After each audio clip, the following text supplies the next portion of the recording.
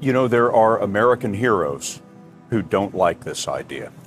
Neil Armstrong, Gene Cernan have both testified against commercial spaceflight in the way that you're developing it, and I wonder what you think of that. I was very sad to see that, because those guys are, those guys are heroes of mine, so it's really tough. I wish they would come and visit and see the hardware that we're doing here. And I think that would change their mind. They inspired you to do this, didn't they? Yes. And to see them casting stones in your direction. It's difficult. Did you expect them to cheer you on? So they're hoping they would. What are you trying to prove to them? What I'm trying to do is to make a significant difference in spaceflight and help make spaceflight accessible to almost anyone. Like, one of the most difficult choices I've ever faced in life was in 2008, and I think I had maybe $30 million left, or $30 or $40 million left in 2008. I had two choices. I could put it all into one company, and then the other company would definitely die, or split it between the two companies. But if I split it between the two companies, then both might die. And when you put your blood, sweat, and tears into creating something, building something, it's like a child. And so it's like, which one am I going to let one starve to death? I couldn't bring myself to do it, so I split the money between the two. Fortunately, thank goodness, they both came through. What was your biggest failure, and how did it change you? Well, there's a ton of failures along the way, that's for sure. For SpaceX, the first 3 launches failed, and we actually were just barely able to scrape together enough parts and money to do the 4th launch. If that 4th launch had failed, we would have been dead. So multiple failures along the way. I tried very hard to get the right expertise in for SpaceX. I tried hard to find a great chief engineer for the rocket, but the good chief engineers wouldn't join, and the bad ones, well, there was no point in hiring them. So I ended up being chief engineer of the rocket. So if I could have found somebody better, then we would have maybe had less than 3 failures. At that 3rd failure in a row, did you think, I need to pack this in? Never. Why not? I don't ever give up.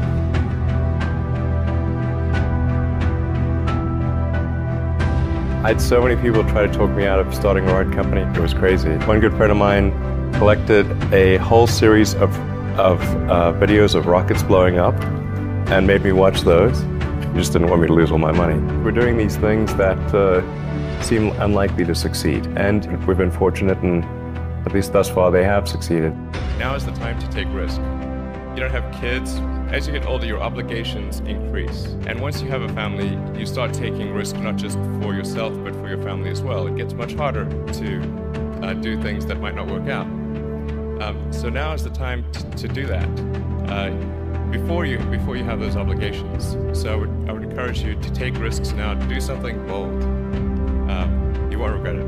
How did you figure you were going to start a car company and be successful at it? Well, I didn't really think Tesla would be successful. I thought we would most likely fail. But I thought that we at least could address the false perception that people had that an electric car had to be ugly and slow and boring like a golf cart. But you say you didn't expect the company to be successful, then why try? If something's important enough, you should try, even if the probable outcome is failure. What do you think about making a decision when everyone tells you this is a crazy idea? Or where do you get the internal strength to do that?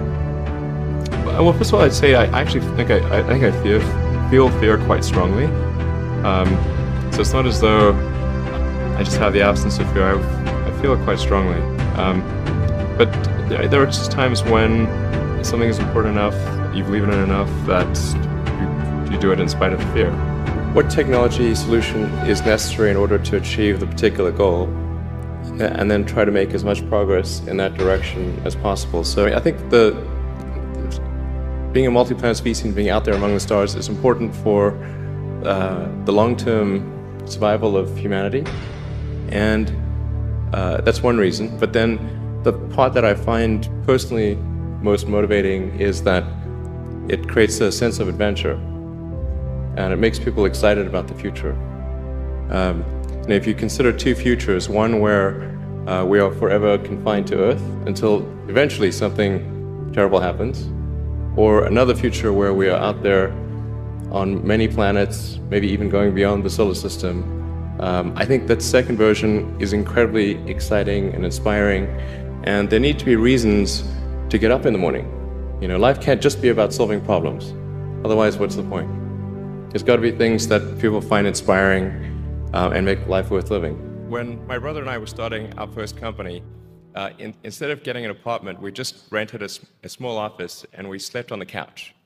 And we showered at the YMCA, and we're so hot up we had just one computer. So the website was up during the day, and I was coding at night, 7 days a week, all the time. And I sort of briefly had a girlfriend in that period, and in order to be with me, she had to sleep in the office. So work hard, like I mean, every waking hour. That's the thing I would say particularly if you're starting a company. Whatever area that you get into, given that even if you're the best, there's always a chance of failure. So I think it's important that you really like whatever you're doing. If you don't like it, life is too short. If you like what you're doing, you think about it even when you're not working. I mean, it's something that your mind is drawn to. And if you don't like it, you just really can't make it work, I think.